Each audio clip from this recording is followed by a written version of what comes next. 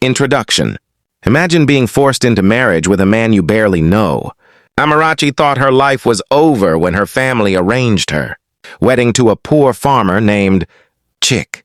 But when they travel to Lagos, she walks into a glass skyscraper where everyone bows to him. "Sir, your board meeting is ready," says a guard. What happens next will change everything she thought she knew about love, money, and the man she married. The cracked earth of Anra State yielded. Barely enough cassava to keep Amarachi's family from hunger. Her father coughed quietly into his handkerchief each morning, the red stains telling stories no one dared discuss.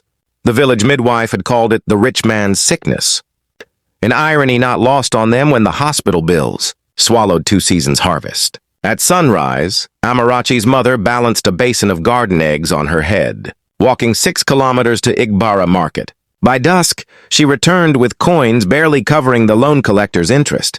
The thatch-roofed house grew quieter as debts, stacked like firewood. Against the back wall, the medicine man, the rice trader, the school fees for Amarachi's younger brothers. Her tailoring apprenticeship in Otukpo had lasted just 3 months before the typhoid fever took her sponsor aunt. Now the sewing machine gathered dust while her father knelt before her, his knee joints popping. "This man, Chick, he has good farmland near the river," he said. The unspoken truth hung between them. One less mouth to feed, one less debt to carry. Wedding preparations took 14 days. Amarachi folded her aso-oke wrapper with numb fingers as village. Women braided her hair tighter than necessary. When Chick arrived in his faded buba, his handshake was firm, but his eyes never rose above her collarbone. The elders called him steady, a word used for men who spoke little and asked for less. Their new home smelled of damp clay and kerosene. Chick left before dawn carrying a hoe, returning after dark with soil clinging to his boots. Amarachi swept the packed earth floor each morning, counting the cracks radiating from the doorstep like spider webs. Sometimes she pricked her fingers sewing under the lantern light, watching blood bloom on white fabric, the only vivid color in her days. The village women whispered that childbearing would soften marriage's edges, but Chick's respectful distance never wavered. When her menstrual cloths needed washing, he discreetly boiled water for her bath. When she burned the evening gari, he ate it without complaint. Their marriage was a neatly mended garment, functional, but showing all its seams. One Hamatan night, Amarachi traced the raised scar on her thumb from her abandoned tailoring lessons. Outside, the wind hurled dust against the window like reckless knocks. She wondered if Chick heard her crying when his breathing remained even in the dark. The Lagos Revelation. Amarachi's first trip to Lagos began with a bus ride where chickens clucked beneath. The seats and the air smelled of heated plastic. She pressed her face to the window as concrete. Towers replaced the familiar mud. Huts and yam fields. Chick had insisted she wear her best wrapper, the navy blue one with the gold thread. But she felt out of place. Before they even reached the motor park, they stopped outside a mirrored building that reflected the clouds. Chick stepped out with a confidence she'd never seen, nodding at security guards who snapped to attention. "Good afternoon, sir," one said, elbows locked rigid at his sides. Another rushed to open the chrome-plated doors. Inside, marble floors swallowed, their footsteps as executives in tailored suits greeted. Chick with handshakes rather than the village's casual shoulder bumps. A man with a tablet murmured, "Your 3 p.m. presentation is prepped, sir. Shall I delay the board?" Amarachi's knees weakened. Her palms left damp prints on her skirt as Chick guided her into an elevator with buttons, marked PH and P1. Through the glass walls, Lagos unfurled below like a living map, the sprawling markets, the bridge across the lagoon, the ocean swallowing the sunset. "I harvest more than cassava," Chick finally said. His calloused hands, once evidence of farm labor, were steady as he adjusted his cufflinks. "My father built this company. I oversee the branches during dry season." That evening in their suite at the Transcorp Hilton, Amarachi counted 12 light switches in one bathroom alone. She ran a bath watching imported rose petals swirl in water hot enough to steam.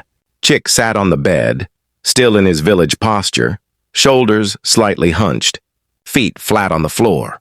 "Would you have believed me if I'd arrived in a convoy?" he asked. "I needed to know you saw me first as a man, not an account balance."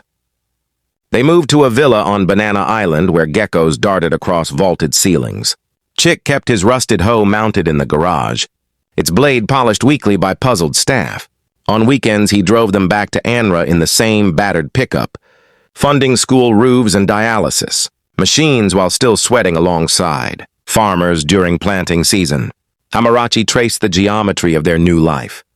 The way Chick insisted on cooking jollof, rice himself on Fridays, how executives deferred to her opinion on factory textiles, the village children who called them Uncle Farmer and Auntie Taylor despite the fleet of cars. One morning, she found bulldozers leveling land near the river, not for corporate expansion, but for a vocational school where her old sewing teacher would lead classes. The weight in her chest didn't vanish, but it changed shape, settling like good soil after the rains. A partnership built on truth. Amarachi began noticing the small things about Chick. How he always wiped his shoes before entering their village home, even when they were already dusty. How he personally delivered malaria medication to old Mama Ngozi, despite having staff who could do it. One afternoon, she watched him haggle passionately at a Lagos building site, not to lower costs for himself, but to ensure the contractors paid their workers overtime fairly. His wealth had weight, but he carried it lightly. By the pool one evening, with lanterns reflecting on the water, Chick finally voiced the question that had hung between them for months. "Do you wish we'd never married?" The ice in his drink clinked as he swirled it. Amarachi watched a gecko dart across the bougainvillea. "I wish I'd known how to see you properly from the start," she said. The truth settled between them. She hadn't been the only one living behind. A disguise those early months. They started holding meetings together in their Lagos study, Chick explaining profit margins, while Amarachi sketched uniform designs for the new vocational school. When contractors addressed only him, he'd redirect them. "My wife handles our education projects." She reclaimed her tailoring scissors from Anra, using them to cut samples for a factory producing affordable school uniforms. The metallic snip-snip filled her with purpose louder than any boardroom applause ever could. Back in the village, their rhythm changed. Chick no longer disappeared at dawn. They walked together to the construction site, where their new maternity clinic was rising from the red earth. Women from surrounding farms brought boiled ground nuts and stories as they watched the builders work. One grandmother cackled. "This billionaire still carries firewood for his mother-in-law."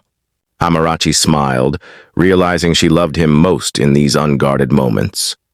Their shared ledger told the real story, not just bank statements, but the 137 scholarships granted, the 40 dialysis machines installed, the 2-ton cassava processor that let farmers bypass exploitative middlemen. At night, they balanced accounts on their bedroom balcony overlooking the lagoon, moths bumping against the calculator's glow. The vocational school opened on a Tuesday, Amarachi's old tailoring teacher cutting the ribbon. As teenage girls practiced stitching on donated machines, one whispered, "Madame, is true say your husband a billionaire?" Amarachi adjusted the girl's fabric under the needle. "He's just a man who remembers where he planted his first seed." Outside, Chick was hauling cement blocks alongside the builders, his shirt sticking to his back in the heat. They still argued sometimes, about budgets, about how fast to expand, about whether to buy that third generator for the clinic. But the fights ended with compromises, scribbled on scrap paper and cooled, with palm wine shared from the same cup. The life they were building had roots now, deeper than money, stronger than expectations. When villagers asked Amarachi how she'd transformed her fate, she showed them the calluses on her hands from sewing and said, "Fate is just fabric waiting to be cut properly." Conclusion. Amarachi and Chick's story asks us what real riches look like. Not penthouse views or designer labels, but a vocational school buzzing with students, hospital wards that don't turn the poor away, and the quiet pride in a shared purpose. If this reminds you that miracles wear ordinary faces, share it. Sometimes love arrives disguised as duty, and the poorest bride might become the richest partner.